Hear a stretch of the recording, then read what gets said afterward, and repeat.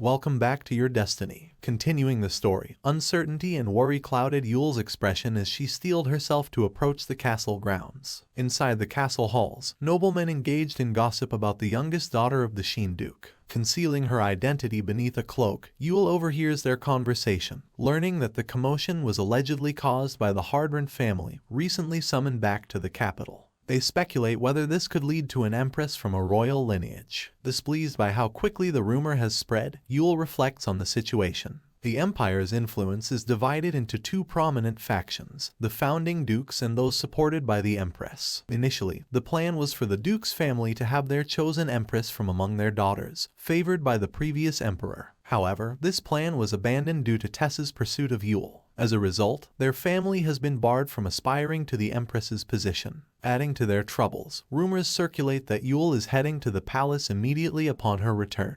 Deeply concerned, she doesn't want to bring any more harm to her family. For Yule, the 14-year exile her family endured because of her was already burdensome enough. She sees no justification for them to endure further hardship, so she is determined to keep a low profile. We are taken back 14 years, to a time when Yule was still a quiet and endearing child. Summoned to the imperial court by the previous emperor, Yule stood with her parents by her side. The Tyrant family couldn't help but notice something amiss with the emperor, causing them all to gaze at him with apprehensive expressions. Looking visibly exhausted and worn, the emperor summons Yule, indicating that he has something to inquire from her and urges her to answer truthfully. Descending from his throne, he advances towards the Tyrant family, questioning Yule about her preference for the color black. With the emperor uncomfortably close, he probes further, asking if her ideal partner possesses dark hair and black eyes, to which Yule responds affirmatively, maintaining a stoic demeanor. Suddenly, a malevolent glint flickers in the emperor's eyes, followed by a maniacal laughter. Sensing the sinister turn of events,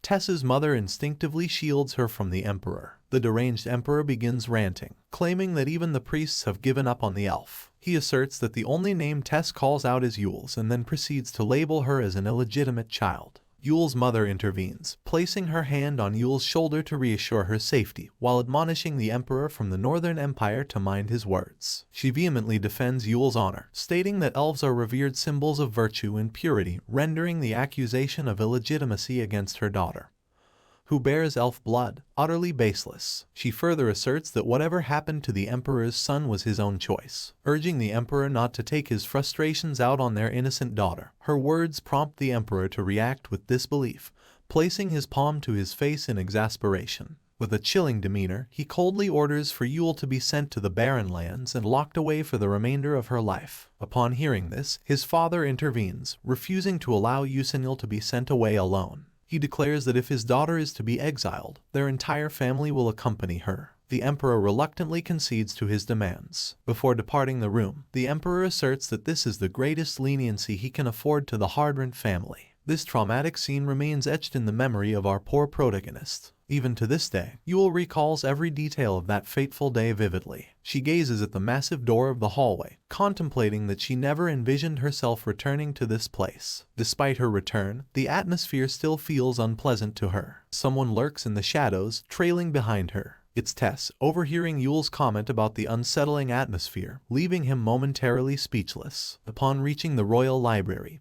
Yule is struck with awe and admiration at the sight before her. Her eyes sparkle with excitement as she takes in the library's growth since her last visit. However, her moment of admiration is interrupted when someone approaches her from behind, inquiring about her identity. It's an elderly man, likely the librarian, who informs her that this area is restricted to those not of the royal lineage. Adjusting his monocle, suddenly he recognizes Yule, exclaiming her name, Yusinil, in surprise. With a smile, Yule motions for him to lower his voice. The interaction between them is warm. Yule remarks on how the librarian's beard hasn't changed in the 14 years since they last met, while the old man mentions he had been anticipating her return as per the emperor's instructions. The librarian informs her that upon Tessa's coronation, he was tasked with gathering all the books Yule had shown interest in as a child. Our protagonist is touched by Tess's gesture, grateful that he remembered her after all those years. The librarian directs her to the section of golden books. After bidding farewell, he assures Yule to call upon him if she requires additional books. Yule expresses her appreciation,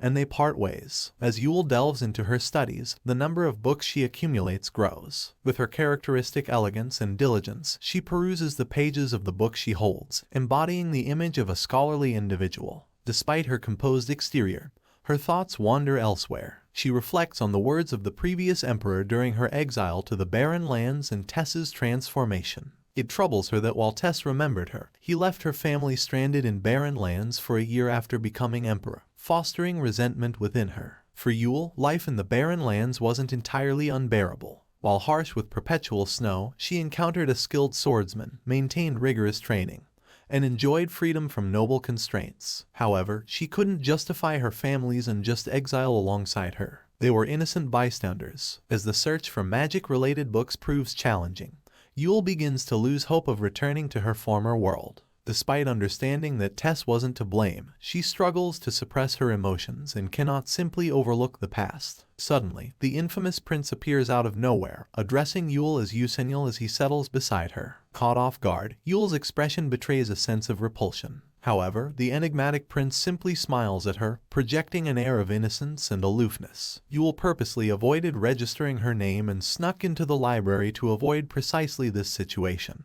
Yet Tess sits beside her, unfazed, wearing a nonchalant smile. Distressed and already overwhelmed, Yule can't contain her emotions and impulsively asks Tess why he can't just leave her alone. However, the prince brushes it off, playfully claiming it's because he likes her. Seizing the opportunity, Yule repositions herself to face the emperor. Placing a hand on his shoulder, she meets his gaze with sincerity and questions why no one acknowledges his physical transformation as if they're blind to it. Tess is momentarily taken aback, responding with a simple what. However, he then intertwines his fingers with Yule's and teasingly asks if she's intrigued by him. Exploiting her curiosity, he kisses her hand and expresses his delight that Yule is showing interest in him. Whether the emperor is oblivious or simply persistent remains uncertain. Noticing that Yule is tolerating his advances, Tess escalates the situation by licking her fingers. Feeling a mix of curiosity, concern, and conflicting emotions towards the prince, Yule blushes and displays a worried expression in her eyes. Suddenly, she forcefully grabs Tess's clothes,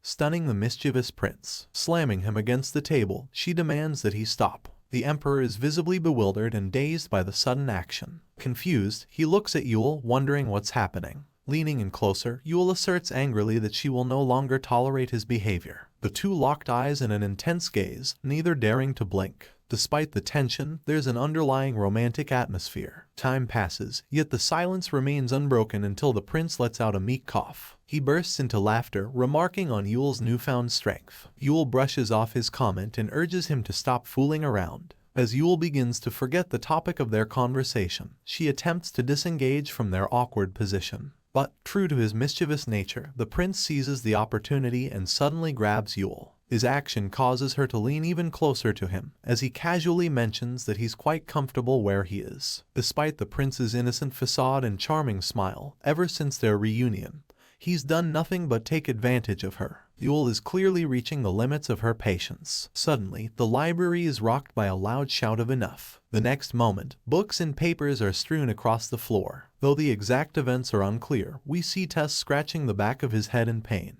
He remarks to Yule that it was rather harsh of her to push him away without explanation, to which she retorts that he should be thankful she didn't hit him harder. Out of the blue, Tess remarks that it appears she encountered a skilled sword master in the barren lands. He observes that she has grown even stronger since their childhood. Yule is slightly puzzled by how Tess learned about her master, but by now, she's no longer surprised. Reflecting to herself, she notes that her childhood friend, once a crybaby with a frail body, has undergone more than just a physical transformation. A feeling of unease grips Yule as she becomes increasingly curious about what has transpired with Tess. It strangely unsettles her yet draws her attention. She doesn't understand why she keeps looking at him. Turning away, she's suddenly struck by the thought of being attracted to Tess's new appearance, which aligns with her ideal type. Tess blushes as he notices Yule's reaction to his appearance. He comments that the price he paid for such a change was worth it. Hearing her childhood friend mention paying a price, Yule becomes even more concerned about the truth behind his appearance. She bombards him with questions about how he changed his hair and eye color, and why no one has noticed his transformation. She implores him to answer honestly, without evasion or changing the subject. With a heavy heart, Tess reveals that he made a pact with the Imperial Palace. Yule doesn't fully grasp the significance but senses it's not a positive development. The Emperor elaborates that the first Emperor, in facing resistance from neighboring countries and power struggles with nobles, contemplated the risk of betrayal from his subjects. His solution was to synchronize himself with the Imperial Palace, allowing him to monitor anyone within its walls. The pact persisted through successive emperors, granting them the same ability. In essence, the castle and the kingdom now belong to the Emperor, quite literally. It was a closely guarded secret passed down only to the successors, so it's understandable that Yule wouldn't be aware of it. He further explains that his abilities surpass those of his predecessors. He can manipulate the memories of anyone who has entered the castle, even once. It's a truly formidable pact, offering immense power to a ruler governing countless subjects. Yule is left speechless, finding it all too complex to comprehend.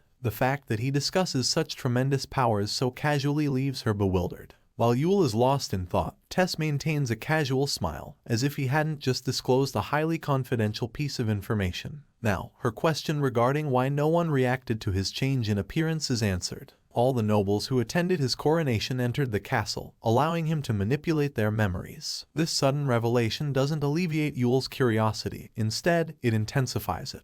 Even though the first emperor's magic was formidable, it's unusual for such power to persist across generations after his death, unless there's a powerful entity involved. There must be a mysterious force at play here. This only intensifies Yule's desire to delve deeper into the study of magic. She realizes that if Tess can manipulate the memories of those in the castle, why are her memories unaffected? The answer lies in her bloodline. Tess reveals that Yule's half-elf heritage is the reason her memories remain intact. This sheds some light on why her mother emphasized that the elf bloodline symbolizes purity. It grants her a degree of immunity to manipulation. Expanding on this, he explains that beings like elves or fairies, often referred to as the children of light, possess resistance to the abilities of the royal family. Yule's anxiety about the situation escalates. She questions the Emperor if he isn't concerned at all, but Tess nonchalantly asks her what there is to worry about. Then she poses a hypothetical scenario. What if she were to start revealing to everyone that the Emperor is orchestrating a massive deception?